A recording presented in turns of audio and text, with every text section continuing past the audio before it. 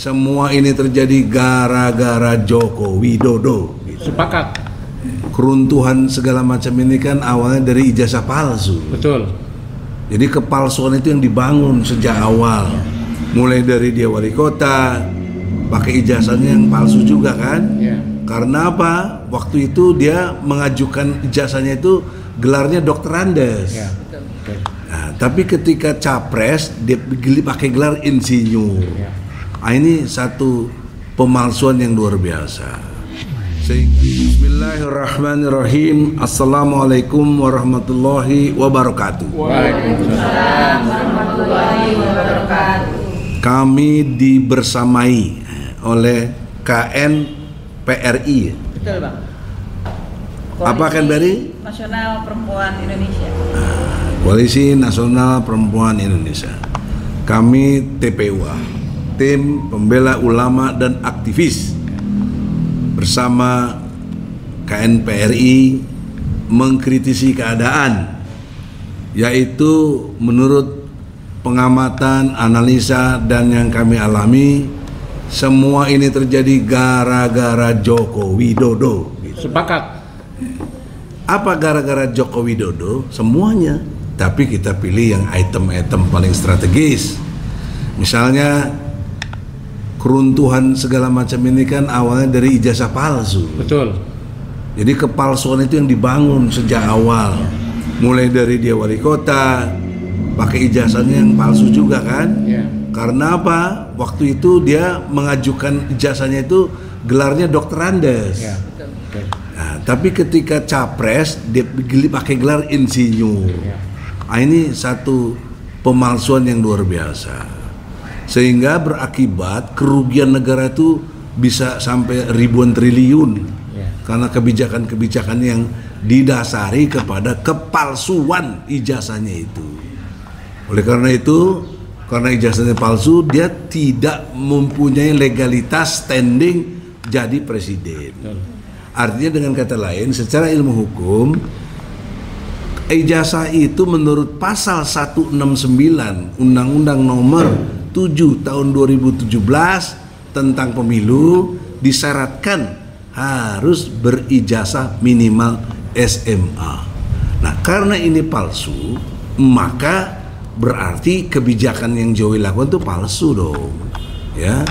Banyak kecacatannya secara hukum maupun moral itu sendiri. Karena saudara-saudara, satu hal yang mendasar dari konstruksi hukum yang perlu digarisbawahi oleh para penegak hukum, yaitu jaksa, polisi, hakim.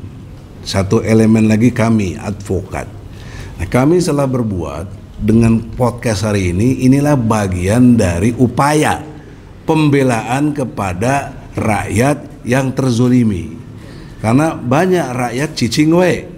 Nah, dari sisi ajaran Islam, ini sangat ditentang oleh ajaran Islam, nepotisme dan diskriminatif. Coba saudara muslim, apa ayat yang menerangkan itu? Ya. Baik. Saya menemukan dalam surat An-Nisa 135. 135. A'udzubillahi minasyaitonirrajim. Bismillahirrahmanirrahim. Nah, artinya ya. Artinya. Wahai orang-orang yang beriman. Ya. Jadilah kamu penegak keadilan, menjadi saksi karena Allah, walaupun terhadap dirimu sendiri atau terhadap ibu bapak dan kaum kerabatmu. Jika itu yang terdakwa kaya ataupun miskin, maka Allah lebih tahu kemaslahatan kebaikannya. Maka janganlah kamu mengikuti hawa nafsu karena ingin menyimpang dari kebenaran. Dan jika kamu memutarbalikkan kata-kata atau enggan menjadi saksi, maka ketahuilah Allah Maha mengetahui terhadap segala apa yang kamu kerjakan. Sadaqallahul azim. Jadi itu amat sangat jelas, tidak perlu tafsir menurut saya, gitu. Ya, karena jelas. Sudah sangat jelas, jangan diskriminatif dan tidak boleh nepotisme. Ya. dengan satu kalimat yang sangat tegas, meskipun itu untuk dirimu sendiri, kerabatmu, orang tuamu, keluargamu, nggak boleh kamu nepotisme. Lihat Rasulullah Muhammad sallallahu alaihi wasallam ketika ditanya persoalan tentang keadilan ini, Rasulullah berucap dengan sangat terkenal, apabila Fatimah putri Rasulullah, dia gak sebut putri Muhammad, putri Rasulullah, mencuri, aku sendiri yang akan potong tangannya. Bukan potong tahanan. Nah di Indonesia potong tahanan, di Indonesia potong tahanan.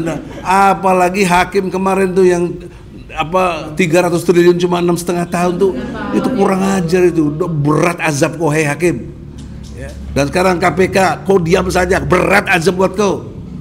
Kau makan yang justru yang haram itu, ya. Kau dapat gaji buta, enak aja, ratusan juta atau apa, tapi kau tidak bertindak untuk atas nama rakyat tentang keadilan.